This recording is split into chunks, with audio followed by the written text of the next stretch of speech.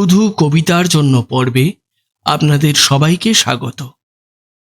আজকের কবিতা সুকুমার রায়ের ছুটি।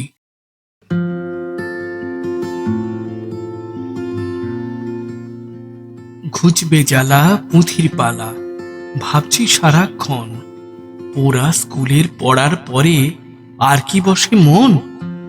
10টা থেকেই নষ্ট খেলা, ঘন্টা হতেই শুরু। প্রাণটা করে পালাই পালাই, মনটা উড়ু উড়ু। পড়ার কথা খাতায় পাতায় মাথায় নাহি ঢোকে, মন চলে না, মুখ চলে যায় আবোল তাবোল বকে। কানটা ঘোরে কোন মুলুকে, হুঁশ থাকে না তার। এ কান দিয়ে ঢুকলে কথা, ও কান দিয়ে পার। চোখ থাকে না আর কিছুতেই, কেবল দেখে ঘড়ি। বোর্ডে আঁকা অঙ্ক ঠেকে, আঁচড় কাটা খড়ি।